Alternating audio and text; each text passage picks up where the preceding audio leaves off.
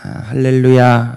하나님 나라의 복음에 대한 부분 우리 함께 이 시간 요한복음 3장 1절에서 16절의 말씀을 가지고 거듭남의 기적에 대해서 함께 말씀 나누기 원합니다. 우리가 이 세상을 살아가다 보면 또 사회 여러 각 분야에서 거듭나야 된다 이런 말 많이 듣습니다. 거듭나야 된다 이런 말을 할 때에는 대부분 이대로는 안 된다, 이대로는 소망이 없다, 이런 어떤 불확실성과 또 불안한 내일에 대한 그 두려움에서 이제 이런 말들이 시작되죠. 더 이상 이대로 가다가는 우리 다 같이 망한다. 그래서 우리 변해야 된다, 거듭나야 된다 이렇게 말하고 합니다. 요즘에 한국 축구 말이 많은데 월드컵 가수도 16강 못 들었다고 감독이 잘리기도 하고, 새로운 감독 뽑았다고 하는데 그마저도 만족하지 못해서 젊은이들, 남자 청년들 얘기하다 보면 불만이 이만저만이 아닙니다. 그래서 말합니다. 한국 축구 거듭나야 된다고. 정치, 경제, 사법부, 군대 거듭나야 된다고 다 한 목소리로 외칩니다. 변해야 된다, 새 마음을 가져야 된다. 그런데 돌이켜보면 이것이 구호로 그칠 때가 참 많이 있습니다. 거듭나야 된다. 이 말은 다른 말로 뼈를 깎는 노력으로 우리가 새로워져야 된다. 우리가 돌이켜야 된다. 이런 자성의 목소리, 이런 반성의 목소리, 이런 결단의 목소리도 높은데 인간의 그 노력에 한계가 있고 그 어디에도 완전한 것은 없기 때문에 언제나 불확실성과 그 불안함이 발목을 붙잡고 있는 겁니다. 또 세상의 종교들 한번 돌아보십시오. 불교나 여타의 다른 종교들 구원을 이야기할 때 모두 다 변화를 이야기합니다. 그 변화를 이야기할 때 그 변화, 구원에 이르는 길은 자신의 수행이나 선행이나 또는 고행 등을 통해서 각고의 노력을 거쳐서 이루어지는 것이라고 구원의 길을 제시합니다. 천주교도요, 교황이 그런 말을 했어요. 사람의 죄사함은 예수 그리스도의 보혈과 선행으로 이루어지는 것이라고. 그래서 천주교는 그렇게 선행을 강조합니다. 겉으로 볼 때는 너무 좋은 이야기입니다. 열매가 좋아 보입니다. 그런데 그 출발점이 잘못되어 있는 거죠. 선행으로, 노력으로, 나의 어떤 수행으로, 나의 어떤 희생으로 그 완전함에 도달하려고 하는 그 구원, 그 모든 것들이 부질없다는 것을 오늘 성경은 우리에게 가르쳐주고 있습니다. 하나님의 입장에서 볼 때 하나님의 입장에서 볼 때 그 완전한 기준에 인간의 어떤 노력과 희생으로 도달할 수 있을까요? 그것은 불가능한 일이라고 말하는 것이죠. 그래서 이 세상은 그런 불가능, 그 불안함, 그 두려움을 조장하고 조정해서 자신의 목적으로 이끌어가려고 합니다. 그것이 이 세상이고 이 세상이 만든 종교인 것이죠. 사람들은 그 불안함과 그 두려움을 자신의 노력과 희생으로 메워보려고 하는 것입니다. 자신 안에 끊임없이 올라오는 영혼의 그 목마름, 인생의 그 허무함, 고갈되고 메말라버리는 그 인생의 그 허기짐, 그것들을 다른 것으로 대체하려고 합니다. 나의 힘과 노력으로 뭔가를 이루어서 성공해서 높은 지위에 올라가서 많은 돈을 벌어서 사람들의 인정과 존경과 지지를 받아서 그것으로 자신의 그 영혼의 허기짐을, 영혼의 그 고갈된 그 빈자리를 메워보려고 하는 것입니다.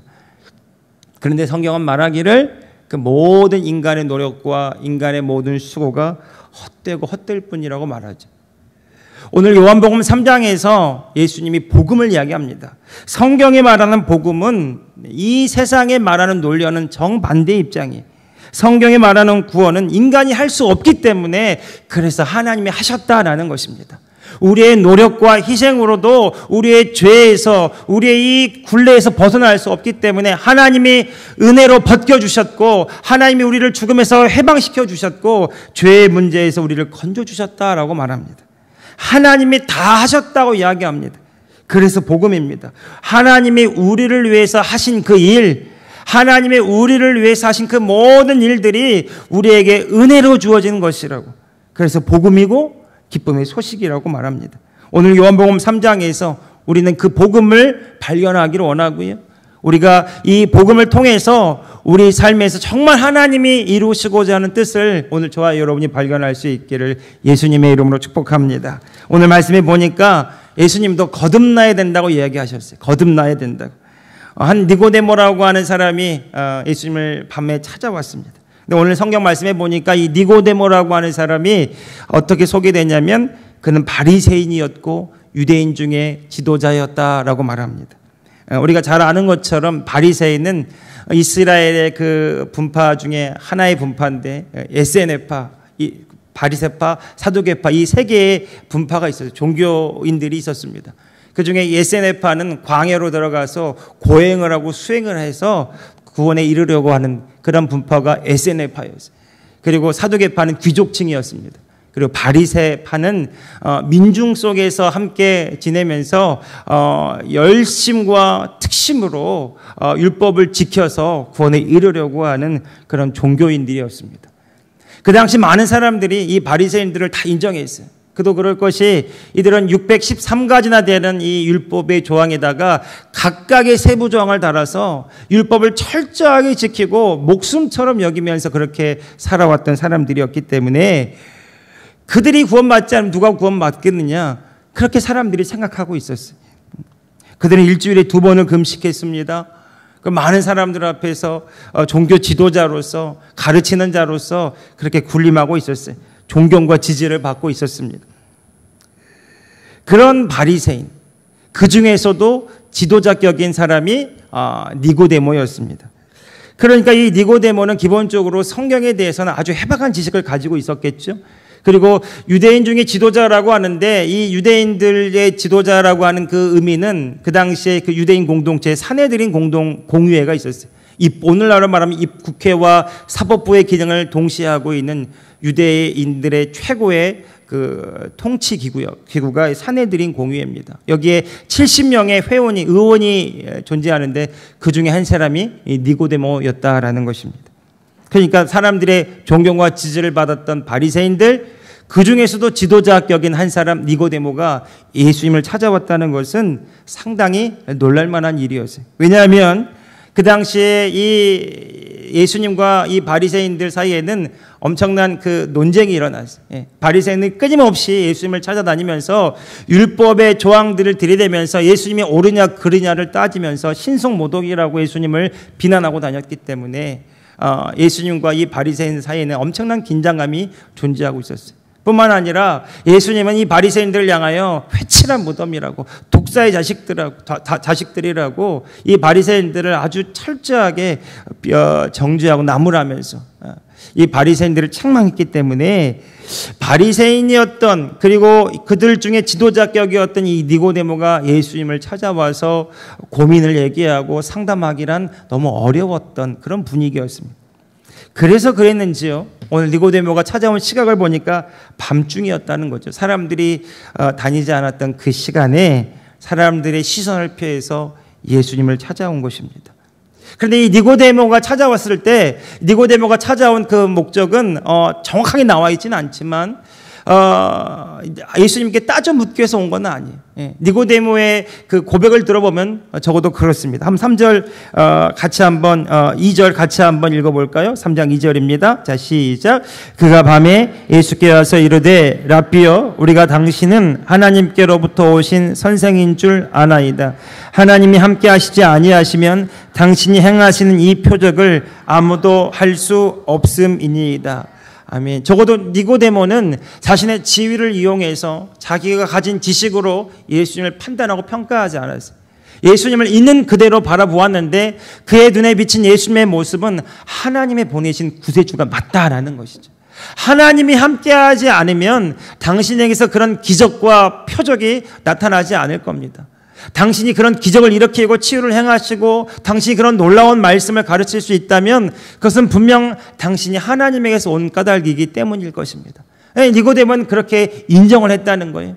그러니까 니고데모가 예수님을 찾아온 것은 하나님이 보내신 구세주에게 자신의 영혼의 그 문제, 자신이 해결할 수 없었던 자신의 행위로는, 자신의 노력으로는, 이전까지 자신의 지식으로 도달할 수 없었던 그 영혼의 그 빈자리, 그 영혼의 그 고갈된 그 빈자리를 메우기 위해서 그것을 해결해 줄 수 있는 분을 찾아왔다는 것이죠. 그분이 바로 예수님이었습니다.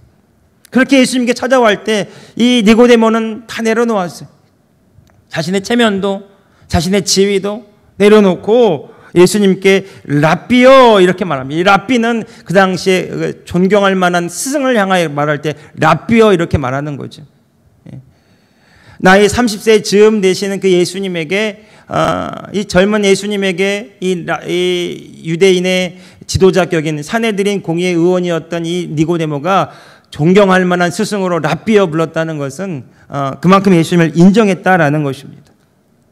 그렇게 존경과 좋은 어떤 모습을 갖추고 예의를 갖춰서 예수님께 찾아왔어요. 그때 예수님께서 어떻게 대답하십니까? 3절 같이 한번 읽어보겠습니다. 3절 시작. 예수께서 대답하여 이르시되 진실로 진실로 내게 이르노니 사람이 거듭나지 아니하면 하나님의 나라를 볼 수 없느니라. 아멘. 네. 예수님 너무 단호하시고 분명하게 왜 찾아왔느냐, 무엇이 문제냐 이렇게 고민 상담 기본적으로 해주지도 않으시고요. 다 자르시고 핵심만 얘기하시는 거예요. 왜 핵심만 얘기하셨을까? 예수님이 너무 매몰차게 예의 없이 너무 차갑게 이 말씀을 묵상하면서 그런 생각이 들어요. 니고데모가 많은 문제를 가지고 인생의 많은 고민을 가지고 찾아왔어도 예수님 보실 때 그의 고민과 그의 인생의 문제의 해답은 한 가지로 결론 난다는 거죠. 예수님 그 답을 얘기하시는 겁니다. 진실로 진실로 내가 너에게 말하노니 사람이 거듭나지 아니하면 하나님의 나라를 볼 수 없느니라.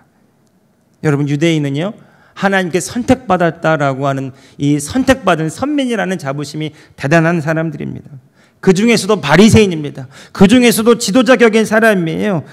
그런데 예수님은 그에게 말하는 거예요. 그가 유대인이건 바리새인이건 그리고 유대인들의 지도자이건 그가 어떻게 살아왔건 그가 어떤 열심과 어떤 특심으로 어떤 공로를 세웠건 그것으로는 하나님 나라에 들어갈 수 있지 않다라고 말씀하시고 네가 거듭나야 된다라고 말씀하시는 거죠. 거듭나는 것이 하나님의 나라를 경험하는 것이고 이 땅에 임한 하나님의 나라, 하나님이 이 땅에 임한 하나님의 영광을 그가 볼 수 있게 될 것이라고 말씀하시는 거죠. 그때 이 거듭나야 하리라 이 말씀이요 헬라어로는 이 게네시스 아노덴이라는 이 헬라 원어를 쓰고 있어요. 게네시스라고 하는 것은 우리가 잘 아는 제네시스 창조 탄생이라는 의미입니다. 근데 거기다가 아노덴이라는 말을 붙였어요. 거듭나야 하리라. 새롭게 태어나야 하리라. 이 아노덴이라는 말의 뜻이요 두 가지의 의미로 쓰이는데 첫 번째는 뭐냐면 새롭게 다시라는 말이 있어요. 그러니까 첫 번째 의미를 붙이면 게네시스 아노덴 네가 다시 새롭게 태어나야 하리라 이런 말씀이고요. 이 아노덴이라는 말이 두 번째 의미가 있는데 어떤 의미냐면 위로부터 하늘로부터라는 의미가 있어요. 위로부터 네가 태어나야 하리라. 위로부터 하늘로부터 태어나야 하리라. 이런 두 가지 의미가 있는데 이 니고데모는 이 아노덴이라는 말을 새롭게 다시라는 말로 받아들인 거예요. 그러니까 이 니고데모의 대답을 보십시오. 자, 4절 같이 한번 읽어보겠습니다. 자, 시작. 니고데모가 이르되 사람이 늙으면 어떻게 날 수 있사옵나이까? 두 번째 모태에 들어갔다가 날 수 있사옵나이까? 자, 니고데모는 자기의 지식과 상식으로 받아들인 거예요. 첫 번째 의미로 다시 새롭게 어떻게 사람이 늙었는데 나이가 이렇게 들었고 몸집이 이렇게 커졌는데 어떻게 다시 태어날 수 있습니까? 이해가 안 되는 거죠. 어머니 뱃속에 들어가야 다시 태어나는 겁니까? 그것이 구원입니까? 어떻게 태어나는 겁니까? 아무리 생각해도 자신의 상식과 자신이 가진 지식으로는 이해가 되지 않는 거예요. 예수님은 전혀 다른 차원에서 이야기하고 계시는데 그 예수님의 의도를 못 알아듣고 있는 겁니다. 예수님께서 하신 이 거듭나야 하리라 이 말은 게네시스 아노덴의 이 아노덴이라는 말은 다시 새롭게가 아니라 위로부터 하늘로부터라는 말. 하나님이 하시는 일이라는 거죠. 니고데모야 네가 위로부터 하나님으로부터 다시 태어나야 된다 이런 말입니다. 이 말은요 예수님이 하신 말은 너의 노력으로 너의 행위로 가능한 것이 아니라 하나님으로부터 새로운 은혜를 덧입어야 된다라는 말이에요. 그래서 예수님께서 이렇게 말씀합니다. 5절 같이 또 읽어봅시다. 시작. 예수께서 대답하시되 진실로 내게 이르노니 사람이 물과 성령으로 나지 아니하면 하나님의 나라에 들어갈 수 없느니라. 아멘. 자, 예수님이 다시 한번 하나님의 나라를 말씀하시면서 처음에는 하나님의 나라에 거듭나야 들어간다고 말씀하셨는데 이 거듭남이 어떻게 일어나는가? 위로부터 이 거듭남이 어떻게 일어나는가? 물과 성령으로 나지 아니하면 하나님 나라에 들어갈 수 없다라고 말합니다. 제가 여러 주석책을 찾아봤어요. 이 물이 뭔가 세 가지로 크게 이야기를 합니다. 첫 번째는 죄사함, 우리를 정결하게 죄를 씻는 의미의 물이다 이렇게 해석하는 학자들이 있고요.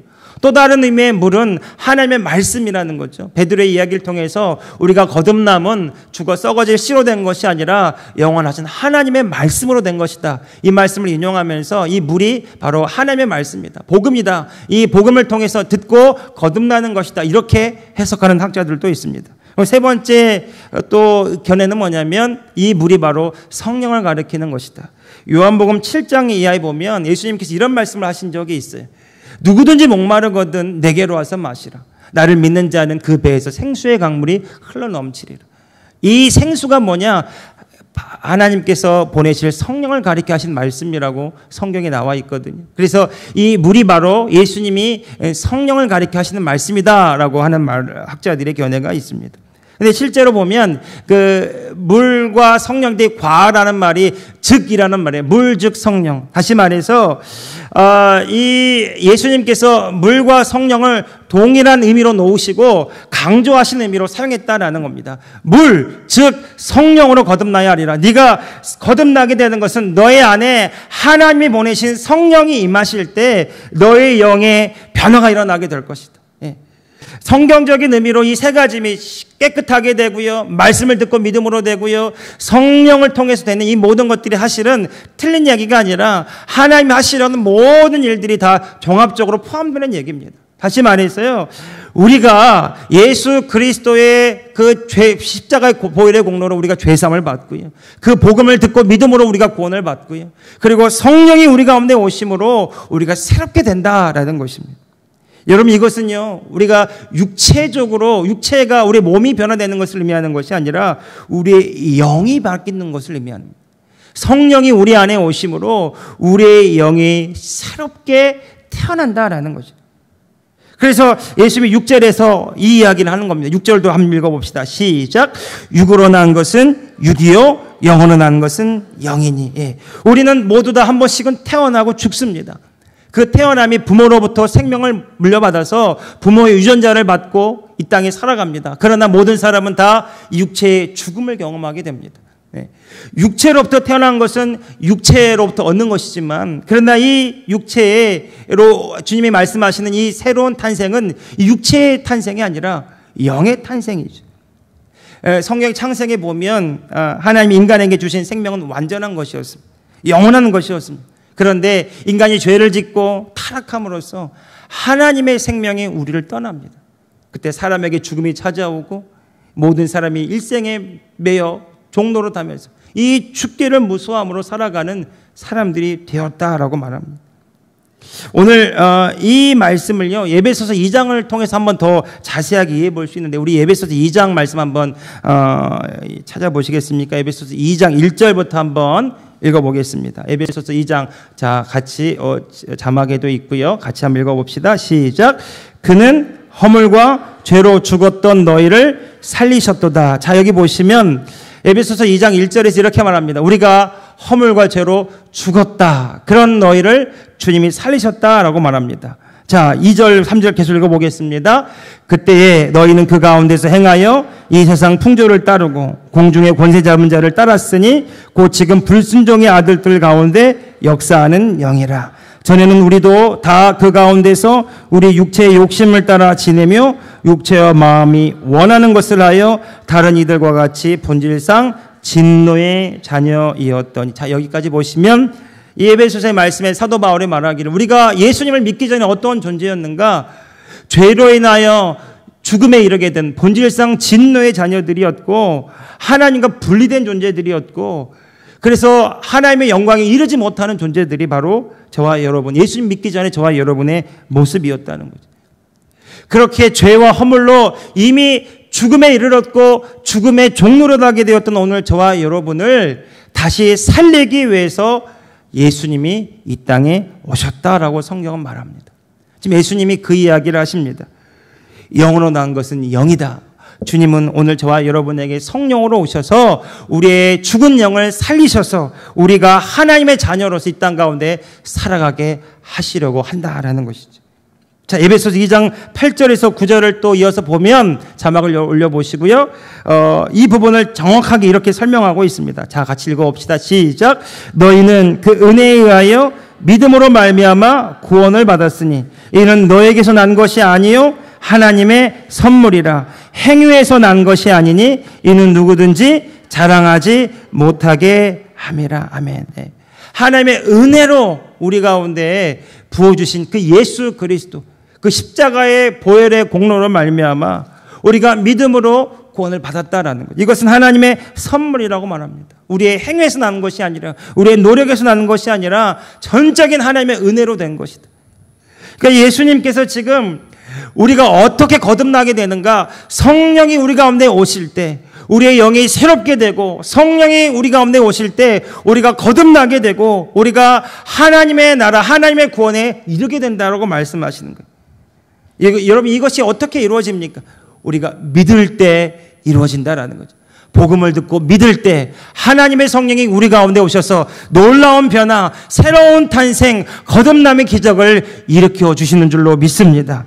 여러분, 이 복음을 소유하셨습니까? 여러분, 이 복음은요, 우리가 하는 일이 아니에요. 우리가 노력해서 얻어진 것이 아니라 하나님의 은혜로 된 것이고 하나님께서 우리를 위해 베푸신 은혜의 선물이라는 것이죠. 여러분, 이 복음의 대화는요, 이 니고데모와 예수님의 대화가 왜 중요하냐면 이 대화가 하나님이 오늘 저와 여러분에게 행하신 놀라운 복음의 진리로 우리를 이끌어줍니다. 자, 우리 13절부터 16절까지 우리 같이 쭉 한번 읽어보겠습니다. 13절부터 16절 말씀이에요. 요한복음 3장 13절 16절까지 본문입니다. 읽어보겠습니다. 시작. 하늘에서 내려온 자, 곧 인자 외에는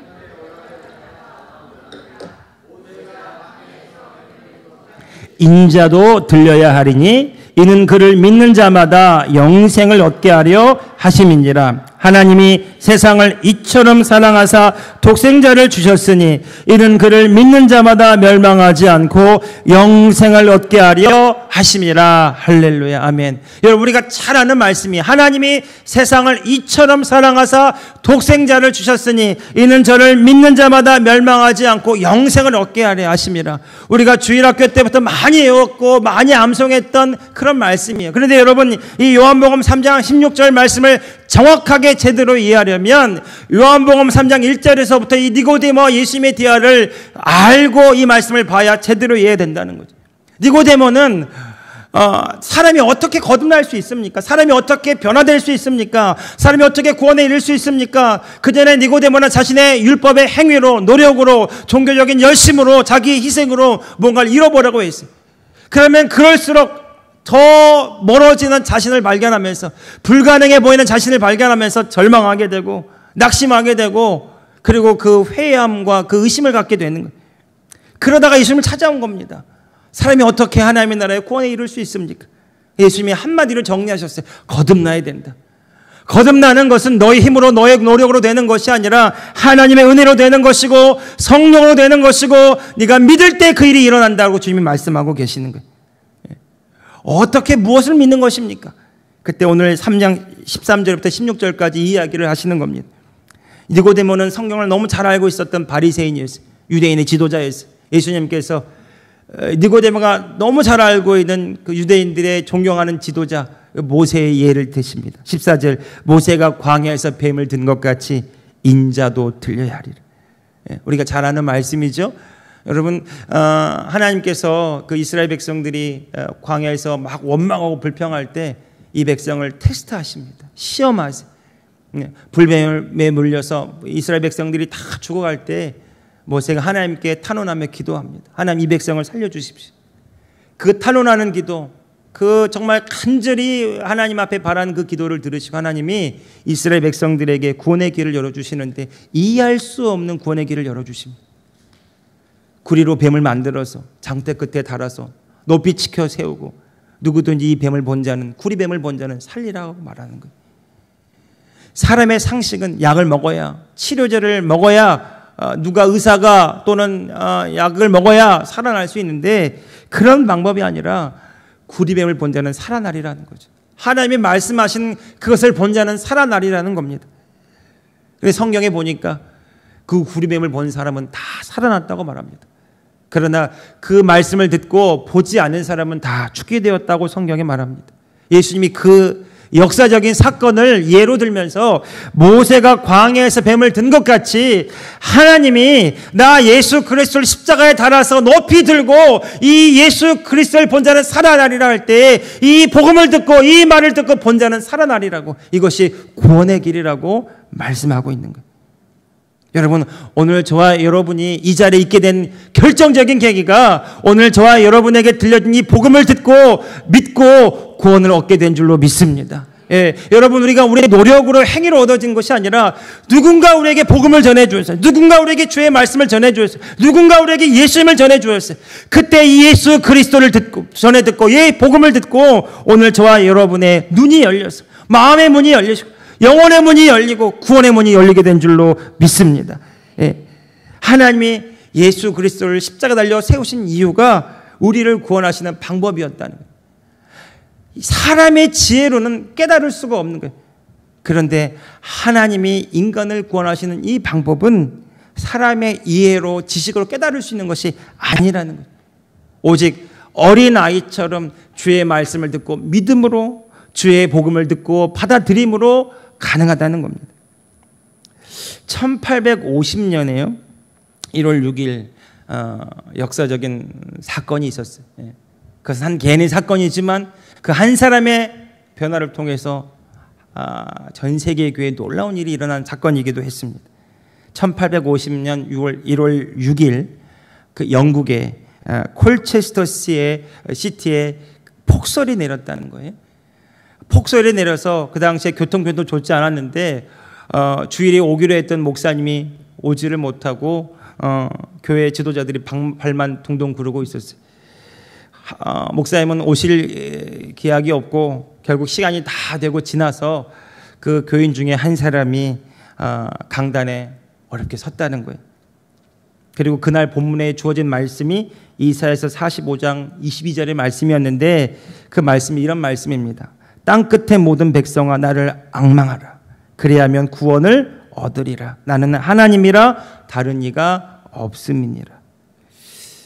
이 갑자기 강단에 불려가지고 설교를 하게 된 이분이 준비가 안 됐기 때문에 계속 이 말씀을 반복해서 읽었다는 거예요.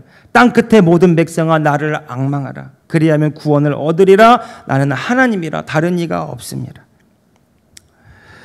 강단에 올라가서 계속 이 말씀을 반복하고 그리고 이 설교자가 하나님의 감동하심에 이끌려서 이렇게 말했다는 거죠. 여러분, 하나님이 우리가 하나님을 바라보라고 말씀하십니다. 모든 사람들은 하나님을 바라봐야 됩니다. 그러면서 이사야서 45장 22절의 말씀을 반복했다는 거예요. 그런데 여기 참석했던 한 소년이 있었는데 이 소년은 자기 할아버지도 목사님이었고 아버지도 목사님이었어요. 그런데 어렸을 때부터 예수님을 믿는다고 생각했지만 무언가 마음속에 풀리지 않았던 그 구원의 문제, 구원의 확신, 자기 죄의 문제 해결에 대한 그 답답함이 있었는데 어떻게 해야 될지 모르고 답답함 가운데 그 예배에 참석하고 있었는데 계속 이 준비되지 않은 이 설교자가 하나님을 바라보세요. 하나님을 바라보는 것만이 우리가 할 일입니다. 이렇게만 얘기하고 있는 겁니다. 그러다가 우연찮게 이 설교자와 이 소년과 눈이 마주쳤어요. 근데 이 소년의 얼굴이 어둡습니다. 표정이 좋지 않았어요. 그래서 이 설교자가 강단에서 이보기 젊은이 왜 얼굴이 이렇게 슬퍼 보입니까? 젊은이도 하나님을 바라보십시오. 십자가에 달린 예수님을 바라보십시오. 이렇게 두 마디를 했다는 거예요. 그래서 그 말은 전에도 들었던 말이고 알아들었던 말인데 그런데 그 순간 이 설교자가 전해주었던 땅끝의 모든 백성아 나를 앙망하라. 그리하면 구원을 얻으리라. 나는 하나님이라 다른 예가 없음이라. 하나님을 바라보시라고요. 십자가 달린 예수님 바라보시라고요. 이 얘기를 하는데 그 순간 이 젊은 소년의 마음의 문이 열리더라는 거예요. 그가 고백하기를 그때 제 영혼의 눈이 떠졌습니다. 이렇게 고백했어요. 그동안 남의 이야기로만 먼 발치에 있는 십자가로만 그렇게 받아들여졌는데 그때 그 순간 하나님을 바라보세요. 그것만이 당신이 할 유일한 일입니다. 십자가를 바라보세요 말할 때 그 십자가가 나를 위한 구원의 십자가로 바라봐지더라는 거예요. 그리고 예수님이 나를 구원하셨구나. 예수님이 내 모든 죄를 다 짊어지셨구나. 그 자유함이, 회복이, 그 영의 상쾌함이 그 마음에서 일어나더라는 겁니다. 이 소년이 누구냐면 19세기에 영국을 뒤흔들었던, 부흥을 주도했던 찰스 스펄전 유명한 설교자 목사님이십니다. 이 한 사람의 거듭남 체험, 이 한 사람의 구원의 이 감격이요, 그 당시 그 시대에 영국 땅을 뒤흔들었고요.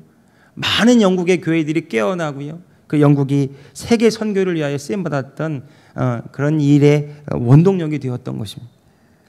여러분, 오늘 저와 여러분 한 사람이 예수 그리스도를 믿는다라는 것은 단순히 교회를 나와서 교회의 신자가 되는 것, 그 놀라운 것, 그 이상의 의미를 가지고 있는 것인데 그것은 하나님의 영이 우리 안에 오셔서 오늘 저와 여러분을 통해서 하나님이 일하기 시작하신다라는 거죠.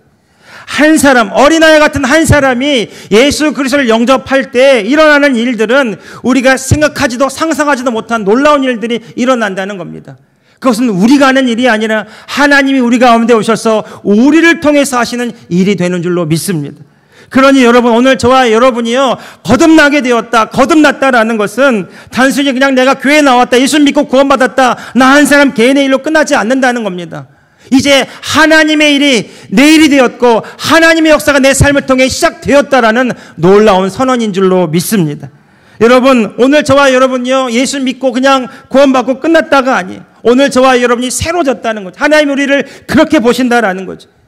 십자가 달린 예수 그리스도를 바라보고 복음을 듣고 우리가 믿게 될 때 오늘 저와 여러분 안에 성령이 오셔서 이 놀랍고 위대한 변화를 일으키셔서 오늘 저와 여러분을 통해서 하나님이 일하기 시작하신다라는 것이죠. 그러니까 오늘 저와 여러분이요, 우리의 경험과 감각으로 판단하고 평가하고 사람들을 정죄하고 비난하는 것은 우리 안에 계신 분이 누구신지 아직 잘 모르고 있는 거예요. 뿐만 아니라 나는 아무것도 할 수 없고 난 너무 부족하고 연약하다 이렇게만 고백하는 것은 내 안에 계신 주님이 누구신지를 아직 잘 이해하지 못하고 있는 거죠. 오늘 주님은 오늘 저와 여러분에게 하나님이 우리를 사랑하셔서 하신 놀라운 일들을 가르쳐주고 있습니다. 하나님이 나를 이처럼 사랑하사 독생자를 주셨으니 이는 누구든지 저를 믿는 자마다 멸망하지 않고 영생을 얻게 하려 하십니다. 이 영생이 바로 하나님의 생명입니다. 우리는 오늘 저와 예수 믿는 오늘 저와 여러분 안에 하나님의 생명이 이미 임한 줄로 믿습니다. 하나님의 생명이 오늘 저와 여러분을 통해서 일하고 있다면 오늘 저와 여러분이 할 일은 단 한 가지, 주님이 일으키신 그 놀라운 일들을 믿음으로 고백하고 시인하는 일들입니다. 주님이 오늘 저와 여러분을 통해 하실 놀라운 일들을 믿음으로 말하는 일들이에요. 그래서 찬양이 중요합니다.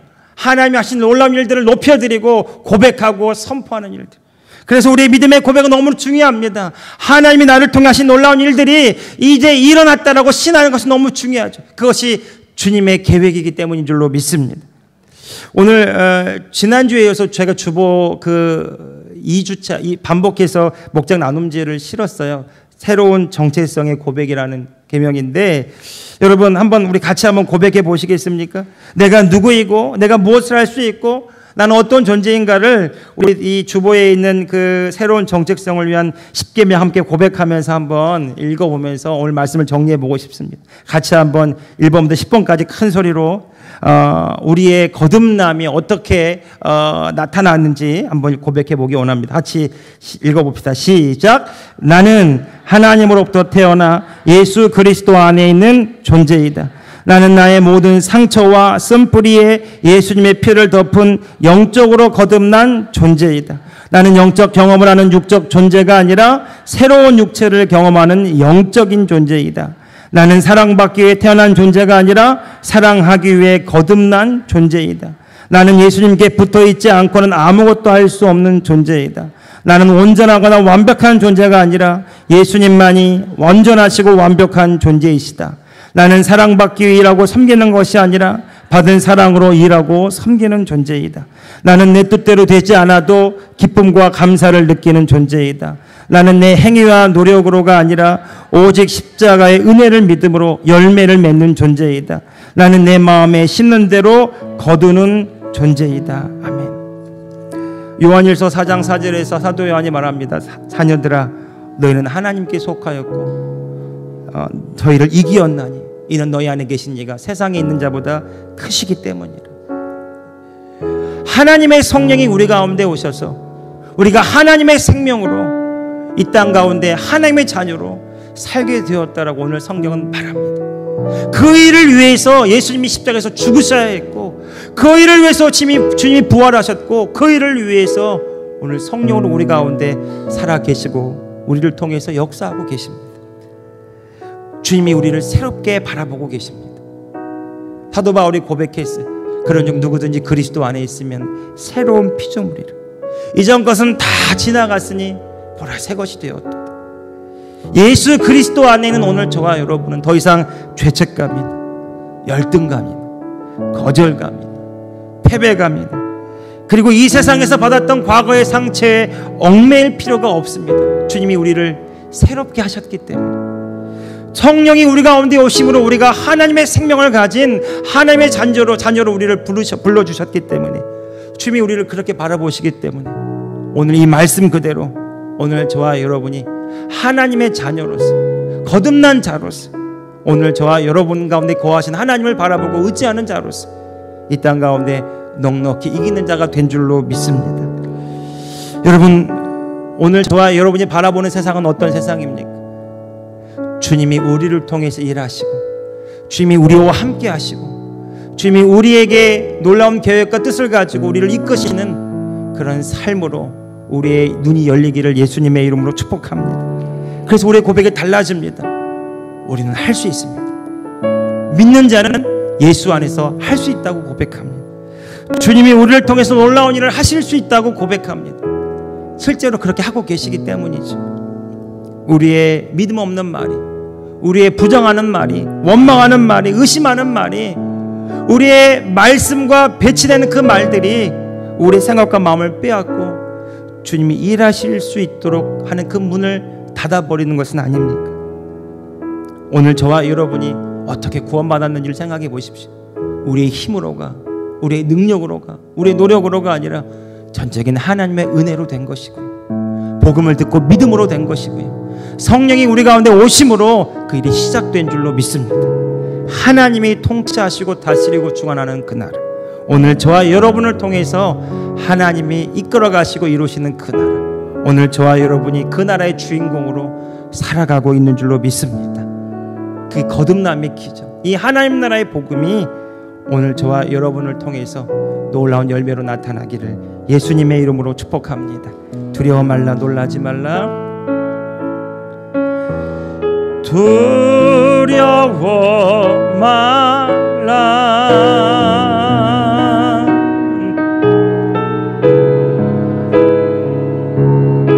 다 함께 자리에서 일어납시다. 내 길 가든 무슨 일 만나든 내가 함께 하리라. 내가 함께 하리라. 두려워 말라, 놀라지 마라.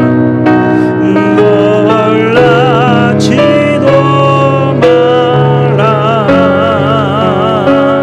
내 너를 붙들리라. 너를 도우리라. 주님 약속하셨네. 이제 우리가 바라보는 세상은 주님과 함께 바라보는 세상, 주님이 우리를 통해서 바라보시는 세상이고, 우리가 주님의 손을 붙들고 주님과 함께 서 있는 이 세상입니다. 주님이 우리에게 말씀하세요. 두려워하지 말라, 놀라지 말라. 내가 너와 함께하리라. 내가 너를 붙들어 주리라. 내가 너를 통해 역사하리라. 우리가 할 일은 그 위대한 일 행하신 주님을 찬양하는 것입니다. 내 안에 계신 주님을 날마다 고백하고 신하는 겁니다. 사도 바울이 그랬던 것처럼 나는 날마다 죽노라 고백했던 것처럼, 날마다 고백했던 것처럼 내 안에 사시는 주님이 나의 힘이고 능력이고 나의 자랑입니다. 오늘 저와 여러분이 그 믿음으로 승리할 수 있기를 예수님의 이름으로 축복합니다. 이미 우리가 새로워졌기 때문에, 이미 우리 안에 계신 하나님이 계시기 때문에, 이미 하나님이 우리를 통해서 놀랍게 일하시기 때문에 나는 주님과 함께 오늘 또 승리합니다. 나는 오늘 또 주님과 함께 삽니다. 주님이 나를 통해 놀랍게 일하십니다. 주님 나를 보내소서, 나를 통해 일하소서, 나를 사용하여 주옵소서. 주님이 오늘 저와 여러분을 통해 그 놀랍고 위대한 일을 이루시기를 원하십니다. 사랑하는 성도 여러분, 오늘 저와 여러분이 이 거듭남의 초대에 믿음으로 응답할 수 있기를 예수님의 이름으로 축복합니다. 하나님 나라의 주인공으로서 이 땅 가운데 주의 뜻을 이루는 저와 여러분들 되기를 예수님의 이름으로 축복합니다. 마지막 후렴하고 마치겠습니다. 두려워 말라, 놀라지 말라. 두려워 말라, 두려워 말라, 놀라지 말라, 놀라지도 마라. 내가 어딜 가 무슨 일 만나든지, 무슨 일 만나든지 내가 함께하리라.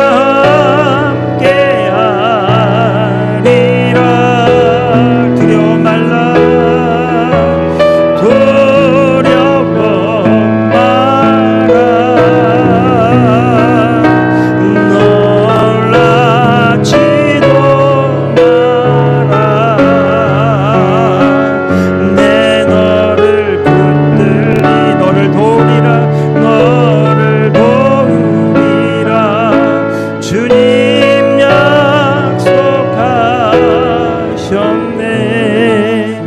기도하겠습니다. 주님 앞에 귀한 예물 올려드립니다. 10의 1조와 감사와 또 건축예물로, 또 하나님 앞에 온전한 믿음의 예물로 주님께 나아갑니다. 하나님, 이 모든 예물을 주님 받아주시고 주의 나라와 주의 영광을 위하여 주님 사용하여 주시옵소서. 하나님, 여기 있습니다. 주님께서 택하시고 부르셔서 하나님의 거처 삼으시고 하나님의 통로가 되게 하시고 왕같은 제사장 되게 하셔서 주의 나라 주의 뜻을 이룰 사람들 주님 여기 있습니다. 주님, 이번 한 주간도 주님 능력의 팔로 붙잡아 주시고 주의 생명으로 역사해 주셔서 넉넉히 이기게 하여 주시옵소서. 지금은 우리 주 예수 그리스도의 은혜와 우리 하나님 아버지의 크고도 놀라우신 사랑하심과 보혜사 성령님의 감화 감동 교통 충만하신 놀라운 은총이 주 예수 그리스도를 믿고 거듭남으로 새로워짐으로 하나님의 자녀로 하나님의 나라 백성으로 부름받은 귀한 성도들, 그렇게 믿음으로 살기로 다짐하고 결단하는 성도들 머리머리 위에 이제로부터 영원토록 함께하옵시기를 우리 주 예수 그리스도의 이름으로 간절히 축원하옵나이다. 아멘.